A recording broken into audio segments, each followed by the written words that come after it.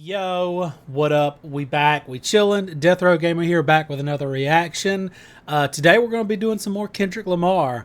We are going to be reacting to XXX and Fear. So yeah, I'm excited. I think I haven't seen XXX come up that much. And is there a different way to pronounce that? Triple X, XXX. I don't know. I'll call it Triple X. Anyways, I haven't seen that one come up a lot in the comments, but I think I've seen Fear come up a couple of times. So I'm excited about these.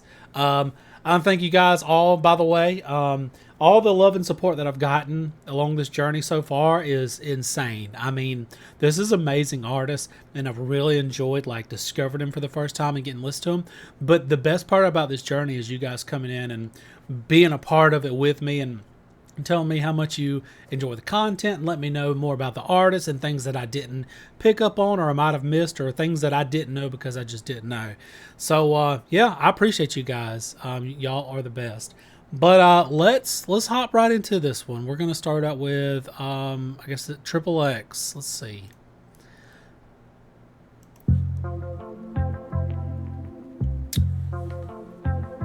Okay. America. God bless you if it's good to you. America, please take my hand. Can you help me understand? New 𝘗𝘭𝘦𝘧𝘶𝘯𝘕. Oh shit, it's 𝘗𝑭𝘭𝘬. Let's fucking go. Full of sharks, here, take it. Leave him in the wilderness with a sworn nemesis, he'll make it. Let me hold on. God, that was such a switch. That was such a switch. How do you get away with that? That was fucking. This went from being like a fucking like. I felt like I was about to light some candles and fucking just get it, but they he fucking switched that shit hard as fuck. All right, hold on. We got 𝘗𝑭𝘭𝘬 back, brah. I'm invested in 𝘗𝑭𝘭𝘬. I don't know if y'all have watched some of my other videos, but this whole 𝘗𝑭𝘭𝘬 arc is fucking wild. Can you help me understand? New 𝘗𝑭𝘭𝘬𝘬. Oh Take shit! off the ark to a pool full of sharks, he'll take it. Leave him in the wilderness with a sworn nemesis, he'll make it. Take the gratitude from him, I bet he show you something, whoa. I chip a nigga a little bit of nothing. I chip a nigga a little bit of nothing. I chip a nigga a little bit of nothing.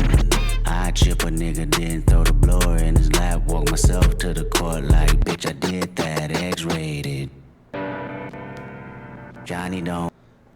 This one is just different. So it started out with like the chill. That sounded like some fucking love making music in the beginning, and then he just comes in, brah. And then this is where he starts rapping like this. This sounds like this is a little bit different from what I've heard him do on this album so far, but this sounds more like a lot of the rap that I'm used to hearing. This with a sworn nemesis, he'll make it. I mean, it's still his style, so I mean, it sounds good, but it's more reminiscent of like what I'm used to hearing whenever I think of rap. Because a lot of the stuff that I've listened to by him so far, it's just so different, and it's refreshing because I like it. And he's swapped up a couple of times in this song, so this is just a different one. I chip a nigga a little bit of nothing. I chip a nigga a little bit of nothing. I chip a nigga, then throw the blower in his lap. Walk myself to the court like, bitch, I did that, X-rated. Johnny don't wanna go to school no more, no more. Johnny said books ain't cool no more. Johnny wanna be a rapper like his big cousin. Johnny caught a body yesterday out hustling. God bless America, you know we all love him. Yesterday I got a call like from my. Bro, what is happening? God, okay, hold on. Let me look at some of these. I want to see this. A chip. Let's see what this is. Chip means to kill, and a blower is a gun. Okay. The person Kenny described, Kendrick Kenny. I got 𝘗𝑭𝘭𝘬𝘬 stuck on the brain. The person Kendrick describes has a no fucks given mentality. He's reckless to the point that he'll bypass society's laws to murder and won't have any remorse or think anything of it. He gains satisfaction from knowing his son's death is avenged. Kendrick would adopt the same mentality if anyone close to him was harmed. So this is just a straight up fucking... I can't wait to get... This is the thing. I try to think of it because all these songs have themes. And I'm trying to figure out what this one's about, but I don't really know yet. So I'm curious to get to the about section on this one because this one's just wild so far. Today I got a call like from my dog like 101. Said they killed his only son because of insufficient funds. He was sobbing, he was mobbing, way belligerent and drunk. Talking out his head, philosophing on what the Lord had done. He said, Kid, can you pray for me? It been a fucked up day for me. I know that you anointed, show me how to overcome. He was looking for some closure, hoping I can bring him closer to the spiritual. My spirit do know better, but I told him I can't sugarcoat the answer for you. This is how I feel. If somebody killed my son, that means somebody getting killed. Tell me what you do for love, loyalty and passion of all the memories collected, moments you can never touch. I wait in front of niggas. God, he's going so fucking hard. What is happening? This is definitely this is a little bit different. Like he's like this one's just fucking going hard in the paint. Okay, hold on. Let me back up. Okay, this is the thing. I usually whenever I hear lyrics that are wild or kind of stand out to me, I like to go over them, but I don't know. This one's just, I mean, he's just going. I don't even know what to do. I'm just gonna react and let whatever happens. But I feel that. He said, God, where did it say it? He said the day someone kills my son, that's the day that they'll be getting killed. Let's see. If somebody kills my son, that means somebody getting killed. I mean, yep. I fucking feel that. I mean, I got kids and that's a real ass like that's God. Anyways, I don't want to. If you're a parent, you fucking know. Guilty and passion of all the memories collected, moments you can never touch. I wait in front of niggas spot and watch him hit his block. I catch a nigga leaving service if that's all I got. I chip a nigga, then throw the blower in his lap. Walk myself to the court like, bitch, I did that. Ain't no black power when your baby killed by a coward. I can't even keep the peace. Don't you fuck with 1 hours. It be murder in the street. It be bodies in the hour. 𝘗𝘠𝘢𝘵 on the street. Paramedics on the down. Let somebody touch my mama, touch my sister, touch my woman, touch my daddy, touch my niece, touch my nephew, touch my brother. You should chip a nigga. So, oh God, I like this one. This one's getting me hyped as fuck. Like, damn, okay. And this is interesting because this is a parallel that I would draw to the music that I typically listen to metal, because there's just some songs whenever they come in with the fucking like the heavy riffs on the guitar, like you just that's kind of what this song has. Like I don't even know. There's no words. I'm just literally describing shit. I don't. All right, so let me go back. There's one thing that he does that he's just different, y'all. He's just different. He's not just like rapping. He's doing things with his voice that I don't even know what the fuck it is, but I know it sounds good. When your baby killed by a coward, I can't even keep the peace. Don't you fuck with 1 hours. It be murder in the street. It be bodies in the hour. 𝘗𝘠𝘢𝘵 on the street. Paramedics on the down. Let some that shit where he like slides up and gets real high. Like that sounds good, and that's like I don't hear that from anybody else. I don't hear that whenever I listen to a lot of the mainstream rap that I've heard before. Like this is I enjoy stuff like that. This is just little things that people throw in. I think one of the things that I like about certain music, or some of my favorite things about music, is like how complex it is. I don't really like these like simple ass songs that's just verse, chorus, verse, and there's nothing special about it. It doesn't change. It's just the verse is structured one way. It might have some like pretty cool sounding stuff. The chorus is kind of catchy, and then it just uses that same formula again, like until the fucking end of the song. This dude doesn't do that. Like he throws in little things like this, or he does like these weird noises. He pans over from one side of the headset to the other. Like it's just so good. Like you can tell by his attention to detail that he cares about his music, and I like that. I enjoy that. Body touch my mama, touch my sister, touch my woman, touch my daddy, touch my niece, touch my nephew, touch my brother. You should chip a nigga, then throw the blower in his lap. Matter of fact, I'm about to speak at this convention, call you back. Alright kids, we gonna talk about gun control.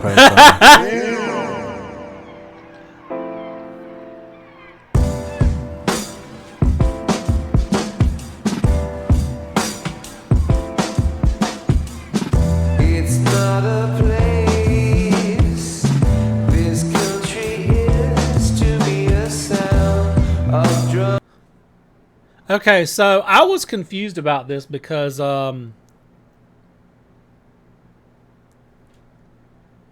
this said XXX featuring U2, and I was thinking, is this like the band U2? Like the big band that's been around for fucking ever?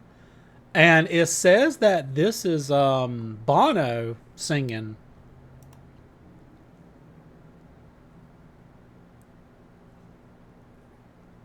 Yeah. Okay, it's actually U2. Huh. This is out of fucking left field. I would have never fucking guessed that he would have got U2 to come in on this. Now, U2, I'm not a fan. I mean, they got some pretty decent hits. I mean, they've been around forever. They like do pop rock kind of, and that's something that I've never really been into.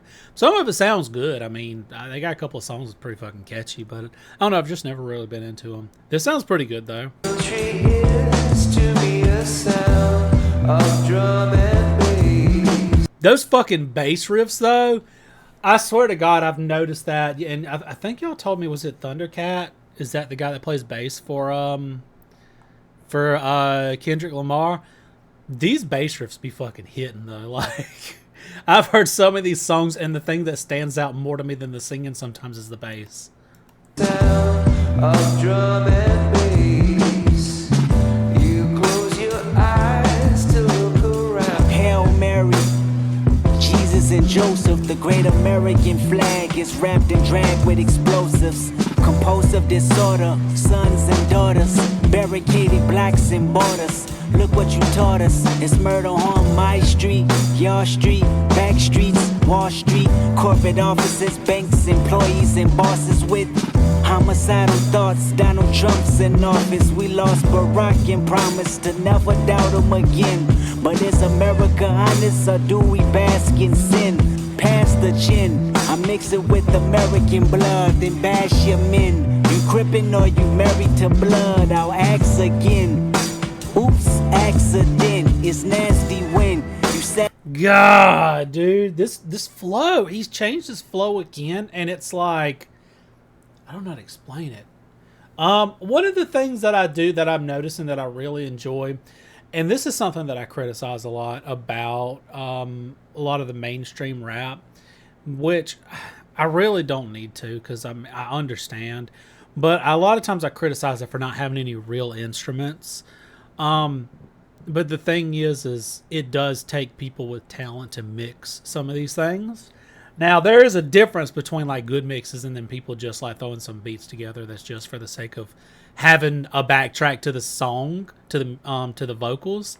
But a lot of something that I've noticed a lot in Kendrick Lamar song is, I don't know if those are actual drums. I know that's an actual bass. I mean, it sounds like an actual bass. They could have done this drum with a drum machine, but I think this would be easier to actually do on drums. So I'm assuming this is real drums and a real bass, and I enjoy hearing the real music. Like, this feels like real music. And I don't want that to sound controversial, because I don't want to make it sound like, oh, well, other rap, isn't real music.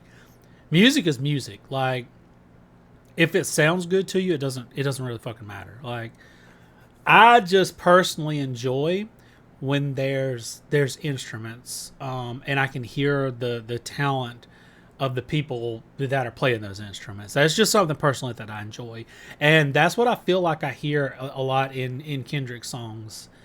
So this whole in the background, this whole like the music in the background as he's rapping, like. Then bash your men. You crippin' or you married to blood? I'll ask again.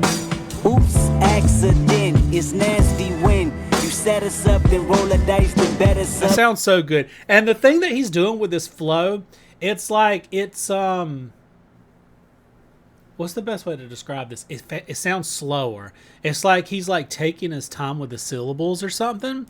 And so it sounds like he's like lagging behind a little bit and then catching up over and over.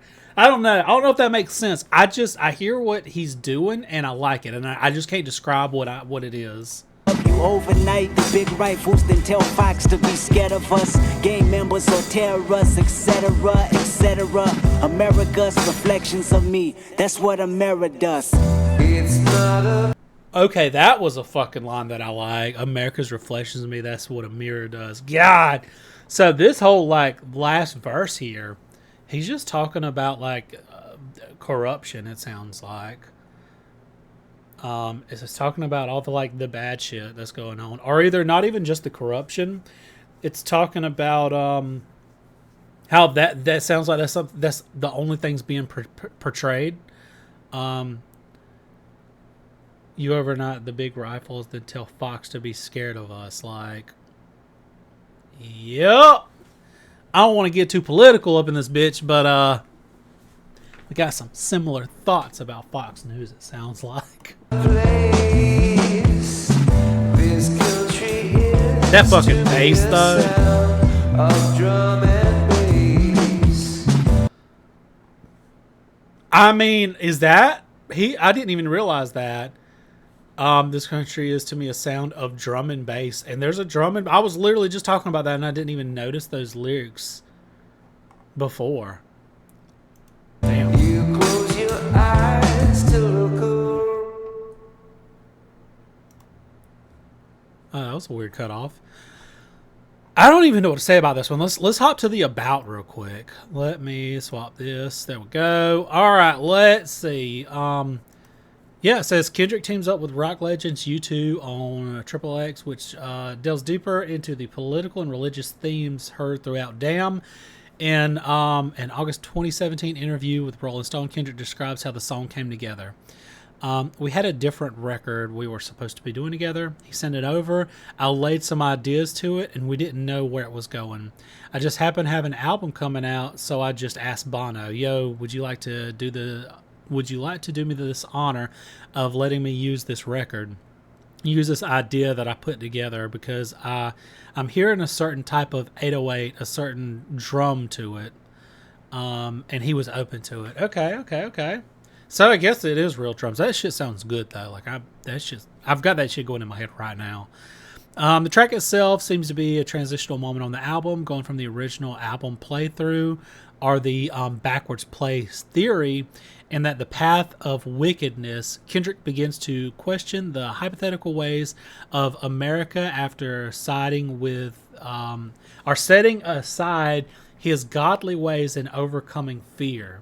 However, on this path of weakness, Kendrick continues on after love, where he expresses his feeling towards his significant other, and on this track, Kendrick expresses that what he would do to protect his woman as well as his immediate family before giving his life to God. Jesus, yeah. In the first verse, Kendrick begins addressing a more moral ambiguity, noting that even the best of us are capable of evil if the conditions are right. I agree. And then this is the thing, whenever he brought up the thing about his family, like, a lot of us would kill to protect the ones that we love. I mean, that's just the way it is. I don't, it's hard for me to even think about hurting another human being. Like, I want to say I'm just soft-hearted. I don't know how to say it. You just say I'm soft. I don't care.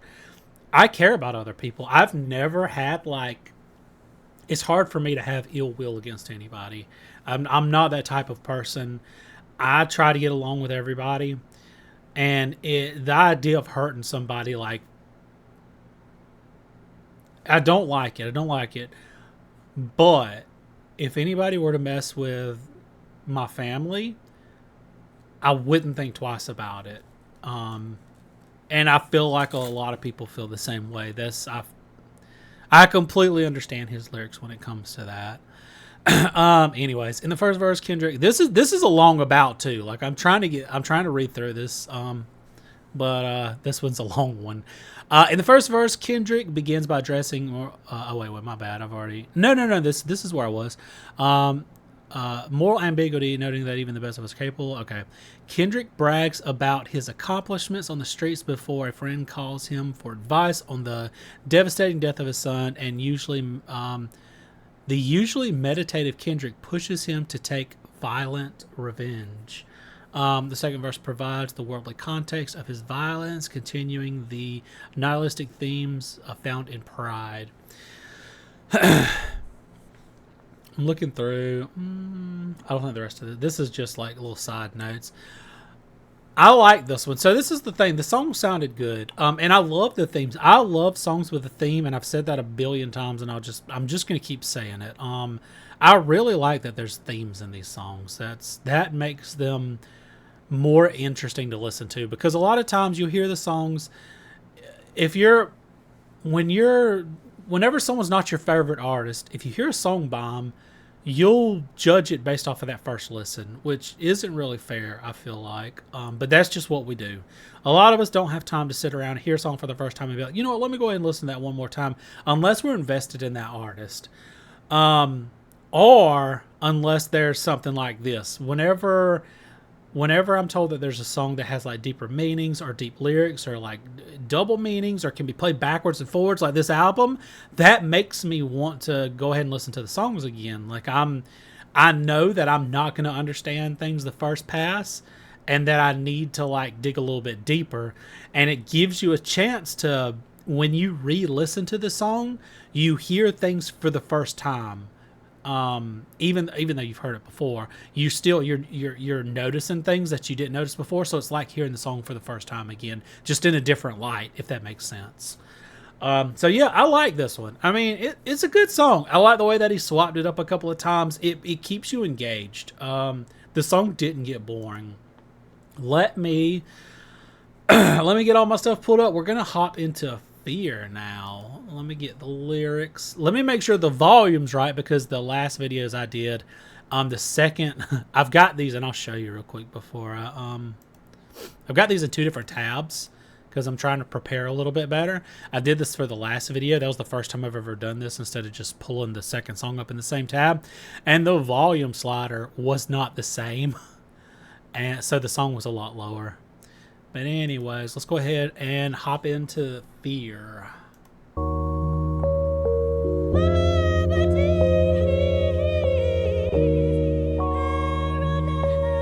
don't think I can find a way to make it on this earth. What's up, family? Yeah, this your cousin Carl, man. Just giving you a call, man. I know you've been having a lot on your mind lately, and I know you feel like, people ain't been praying for you. But you have to understand this, man, that we are a cursed people. Deuteronomy 28 and 28 says, the Lord shall smite thee with madness and blindness and astonishment of heart. See, family, that's why you feel like you got a kill. So this one's starting off a little bit different. It's a voicemail. Okay. And it says Carl Duckworth. So Duckworth's his uncle, right? I think a couple of y'all have told me that in the comments. This is interesting. And astonishment of heart. See, family, that's why you feel like you got a chip on your shoulder. Why God, do I gotta suffer? Pain in my heart, carry burdens full of struggle. Why God, why? Bruh, this dude's voice is deep as shit. Who is this guy? It says Charles Edward Sidney, Isom Jr., and Kendrick Lamar. This dude's voice is deep as shit. Like, God. Heart, carry burdens full of struggle. Why God, do I gotta bleed? Every stone thrown at you, resting at my feet. Why God, do I gotta suffer? Earth is no more, won't you burn this motherfucker?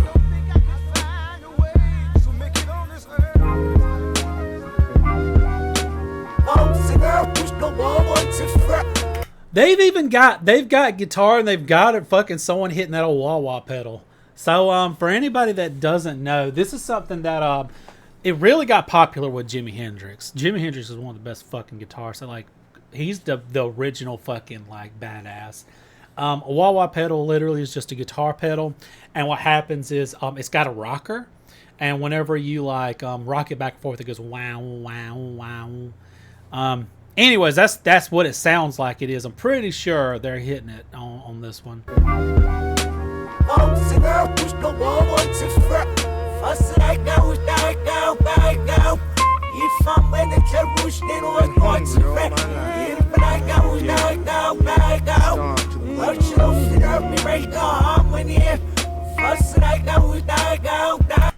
What is fucking happening? Am I having a stroke? Oh, it's backwards. Is some of this backwards?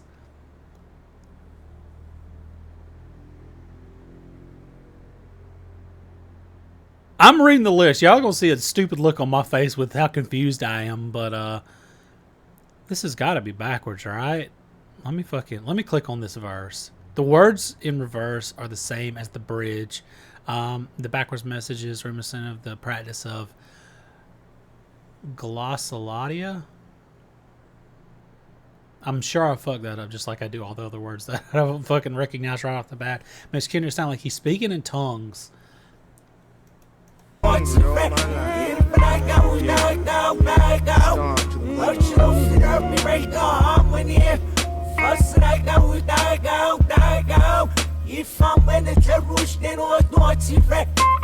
I beat your ass, keep talking back. I beat your ass, who bought you that? You stole it. I beat your ass if you say that game is broken. I beat your ass if you jump on my couch. I beat your ass if you walk in this house with tears in your eyes, running from poo-poo and Prentice. Go back outside, I beat your ass, little nigga. That homework better be finished. I beat your ass, your teachers better not be bitching about you in class. That pizza better not be wasted, you eat it all. That TV better not be loud if you got it on. Them Jordans better not get dirty when I just bought them. Better not hear about you humping on Keisha. God, this hurts. This hurts to listen to. I mean, it literally just sounds like somebody that's getting just hard scolded for just being a kid. I don't like that. Better not be loud if you got it on. Them Jordans better not get dirty when I just bought them. Better not hear about you humping on Keisha's daughter. Better not hear you. What the fuck? I hear you. I better not hear about you humping on Keisha's daughter. No. God. Fuck, dude. This went from serious as shit. I mean, this is still sick, but why you gotta word it like that? Jesus. Oh, God, that was so fucking funny. Humping on Keisha's daughter, better not hear you got caught up. I beat your ass, you better not run to your father. I beat your ass, you know my patience running thin. I got oh, this is a stepdad. God, I fucking hate Mr. Make county buildings on my ass, trying to take my food stamps away. I beat your ass if you tell them social workers he live here. I beat your ass if I beat your ass twice and you still here. 7 years old, think you run this house by yourself? Nigga, you gon' fear me if you don't fear no one else.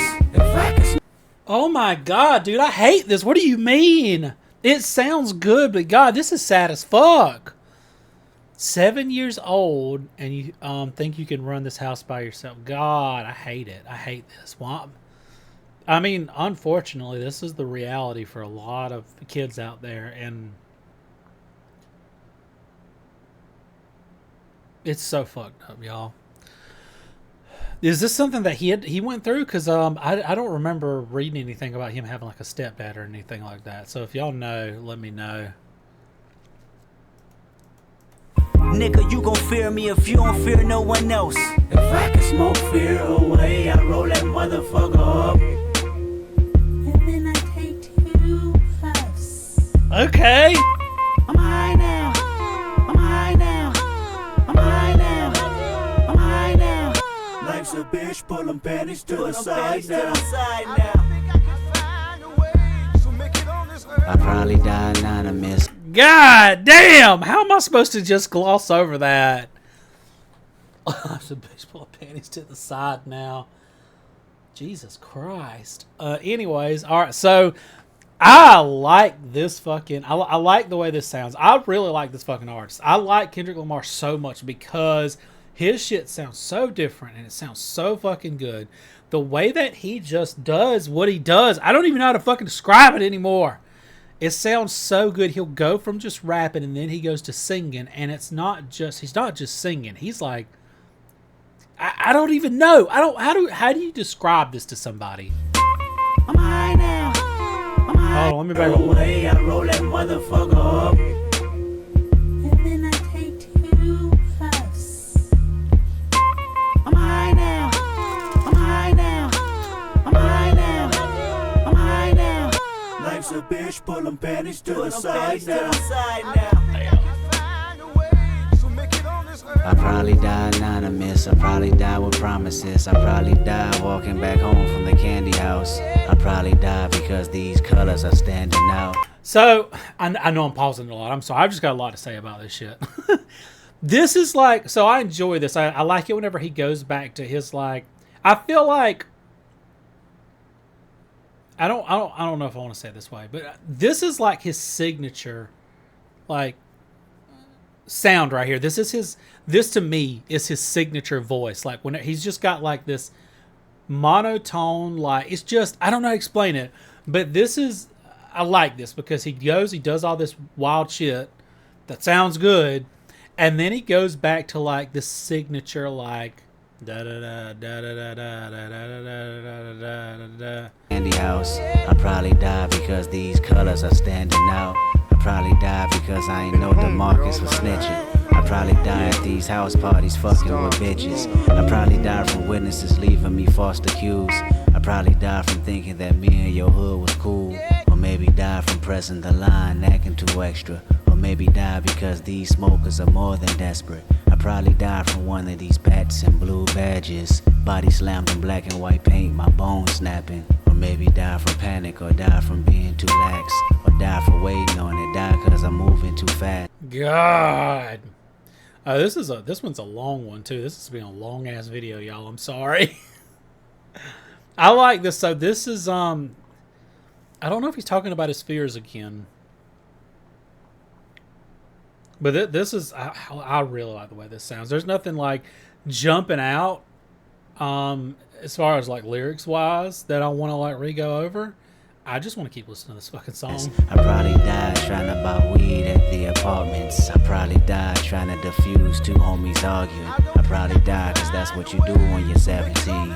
My worries in a hurry, I wish I controlled things. If I could smoke fear away, I'd roll that motherfucker up.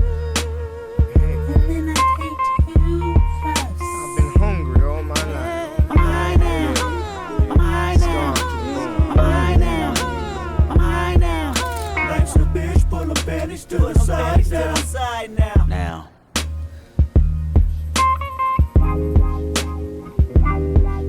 When I was 27, I grew accustomed to more fear. Accumulated 10 times. Oh, so it sounds. Oh, it's talking. I see what's happening. This is like it's going from him being young to him growing up. Okay. I think I see, because it talks about. It sounds like a stepfather's like, you know, being a dick to him when he's 7, and then it's talking about his worries about, you know, I'll probably die from all these stuff while he's just a teenager, and now it's showing that it's talking about when he was 27. Is that right? Over throughout the years, my newfound life made all of me magnified. How many accolades do I need to block denial? The shock value of my success provokes in me. All this money is God playing a joke on me. Is it for the moment and will he see me as Job? Take it from me and leave me worse than I was before. Okay, that's what reference that I get. I'm not, as I've said in a lot of my prior videos, I'm not like a super religious person. So I'm not like really familiar with the Bible, but there are a couple of, and I know that I've heard the story of Job a couple of times. It's interesting. This is one of the first ones. So whenever it talks about all the stuff, whenever he was younger, things that you could literally like, cause things that you could get killed for, you know, run like out doing fucking teenager shit. Whenever I don't really know how to say this. Whenever you don't have parents that are like strict enough, or I don't know how to say this. My parents wasn't around. My grandma raised me, so I got in a lot more trouble than I should have. I also I don't know how I made it. I will just say that. But yeah, no, I see what he's talking about. And then whenever he gets older, he's talking about now that he's got all this money, he's worried, like, is this a joke? Like, how could I be this lucky? 27, my biggest fear was losing it all. Scared to spend money, had me sleeping from hard to hard. Scared to go back to Section 8 with my mama stressing. 30 shows a month and I still won't buy me no Lexus. What is an advisor? Somebody that's holding my checks just to fuck me over and put my finances in debt. I read a case about Rihanna's accountant and wonder, how did the bad girl feel when she looked at them numbers?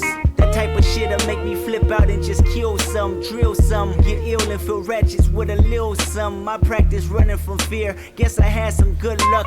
At 27 years old, my biggest fear was being judged, how they look.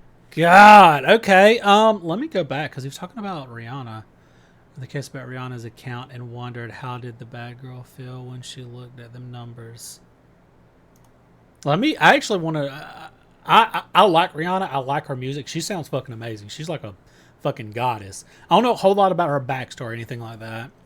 2015, Rihanna's accountant was declared missing after she sued him for a collection of bad advice that lost her $9 million in a year. Huh. They eventually settled for $10 million, but the accountant didn't pay before going missing. It's rumored that the song "Bitch Better Have My Money" is about him. Ah, okay. So now, gone missing, does that mean something? So, huh. I read about the case Rihanna's accountant and wondered how did the bad girl feel whenever she looked at them numbers. I guess it's like he's asking how she felt like whenever she found out how much like had been taken. Get me reflect on myself, my family, my city. What they say about me reveal if my reputation will miss me. What they see from me will trickle down generations in time. What they hear from me will make them highlight my simplest lines. I'm talking fear. Fear losing creativity, I'm talking fear. Fear missing out on you and me, I'm talking fear. Fear losing loyalty from pride, cause my DNA won't let me involve in the light of God. I'm talking fear. Fear that my humbleness is gone, I'm talking fear. Fear that love ain't living here no more, I'm talking fear. Fear that is wickedness or weakness. Fear, whatever it is, both is distinctive. Fear, what happens on earth stays on earth, and I can't take these feelings with me, so hopefully they disperse within 14 tracks. So I'm sitting here and I'm so dumb because I got so into the song that I literally forgot the name of it was Fear. And so it sounds like he talks whenever he's young, he's talking about all the shit that scared him, about his stepdad being, fucking mean, and he was always afraid he was going to get his ass beat for just being a kid. And then whenever he's a teenager, he's talking about all the fears that he had of the ways he would die for being out and getting into stuff he probably wasn't supposed to. And now that he's older and he has his shit together, he's talking about fear of losing stuff just because bad things can happen. God, it's real too. Because so I actually have an anxiety disorder. It's better than it was. This isn't something that happened until I was like in my late 20s. But I don't know. It just, once you have all these responsibilities and you have other people that rely on you, and it's a lot. And there's no shame in it. There's no shame in having, mental health issues that you have to reach out for help for. And I feel like there's a huge stigma around that, especially for like males. Whenever you're a man, you're supposed to be strong. You're supposed to be the provider, and you're supposed to just suck it up and do it. But that's just not how it works. Everybody needs someone to have their back.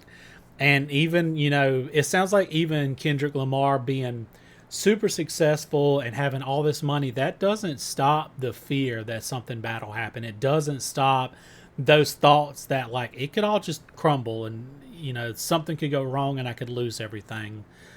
So that kind of just shows it no matter how rich you are. Like money doesn't, I always like, it's funny because you'll always hear people go, money doesn't buy happiness. And then you hear like people without money going, yeah, that's a fucking lie. But while it can definitely help a fucking unmeasurable amount, it still can't solve all of your problems. So Carried out over wax, searching for resolutions until somebody get back. Fear, what happens on earth stays on earth, and I can't take these feelings with me, so hopefully they disperse. Within 14 tracks, carried out over wax, wondering if I'm... I gotta back up. I like that one.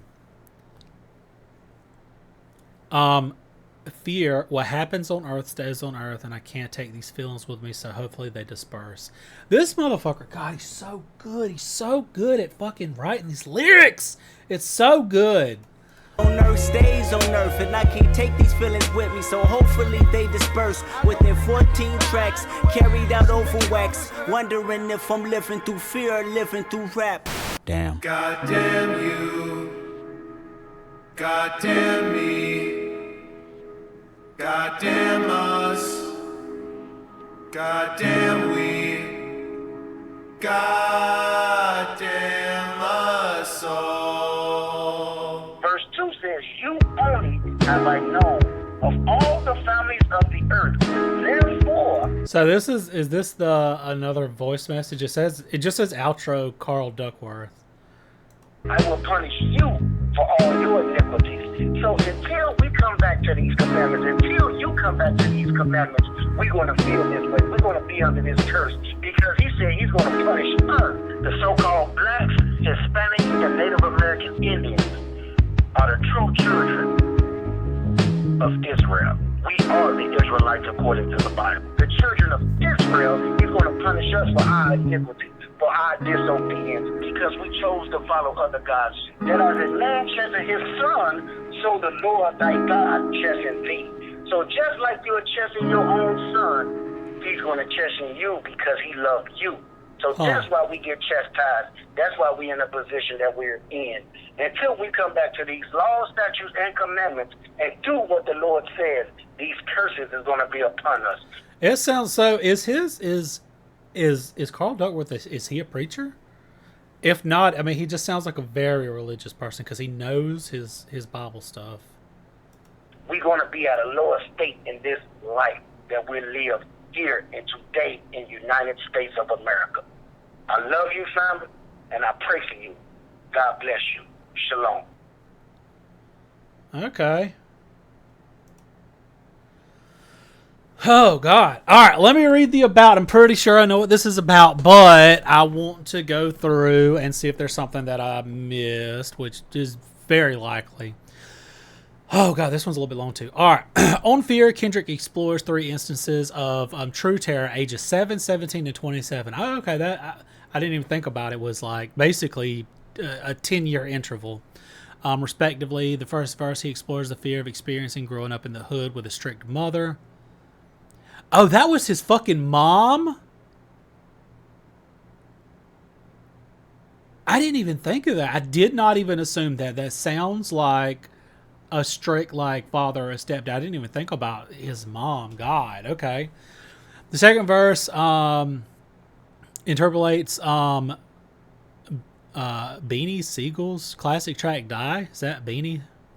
I don't know. Maybe that's his name.